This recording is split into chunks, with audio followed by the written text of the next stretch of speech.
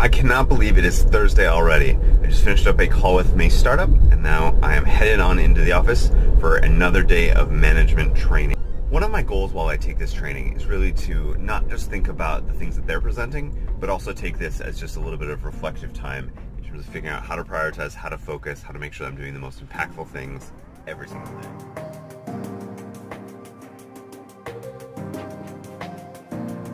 According to the plan I established yesterday, things are going really well. I haven't played any video games tonight, and I've just spent the last few hours working on important projects that I think are going to have a good impact.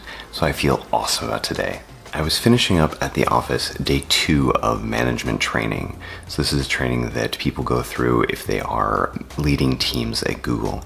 And I want to share 2 of the things that really stuck out to me. The first idea is the idea of mindset, or how you approach a problem. The assumptions that you kind of walk in the door with definitely and dramatically affect how you react to situations and how a problem can evolve over time.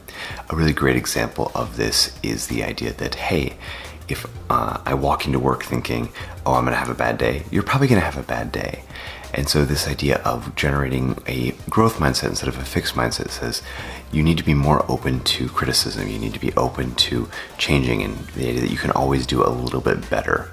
One of the kind of corollary ideas that I'm a big fan of is this idea of internal locus of control or external locus of control. A external locus of control is where you believe that things happen to you. It's not in your control, I don't really have a choice, things are gonna happen to me, and that's life. Whereas an internal locus of control says that you always have some sort of control in every single situation, in that you are making choices that lead you to get into certain situations or that lead you into reacting in a certain way to situations. And so they've done studies that this idea of moving from a fixed mindset to a growth mindset, or moving from an external locus of control to an internal locus of control, always makes people more effective, more productive. Because when you feel like you can change things, you kind of make it true, right? You create your own reality where people that believe that things are happening to them, they don't take advantage of opportunities. There's actually a really great podcast from Planet Money where they studied the Protestant work ethic, and they looked at this idea of hope and believing that things can get better and that you can do well was actually one of the most important factors in determining whether or not people took advantage of opportunities that were in front of them. People that think, hey, I'm kind of stuck, this is my life, this is how it is, that this is how I'm being treated, they miss out on all the opportunities that life puts in front of them, or they don't go seeking out those opportunities. The second piece of advice that I want to give you didn't even come from this management training, but this is something that I learned a whole bunch of years ago in my career, which has to do with giving feedback.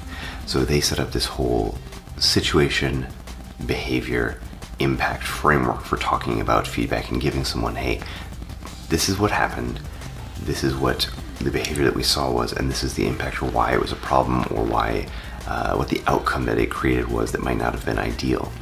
And one of the tricks that I've got for giving any sort of feedback, or really any sort of interpersonal relationship, is a set of magic words, which is, I need your help. When you use those words, I need your help, it completely changes the person's relationship to whatever you're about to say.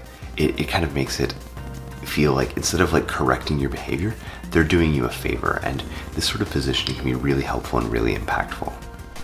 I've got lots and lots of these little tidbits of knowledge, but there's not really a cohesive framework for delivering them because they're all situational, they're all specific to the challenges and the problems and the opportunities that are facing different people. So I'm gonna share more of these over time, but hopefully these first 2 are a little bit helpful. But it's way past my bedtime. My sleep schedule is all messed up. I took a nap as soon as Danielle went down, and then I stayed up late. So I just tried filming a Demos Lango video, and I don't think it's gonna work because I don't know if you can tell, but I'm being relatively quiet because we have 3 people upstairs that are sleeping and I don't want to wake them up.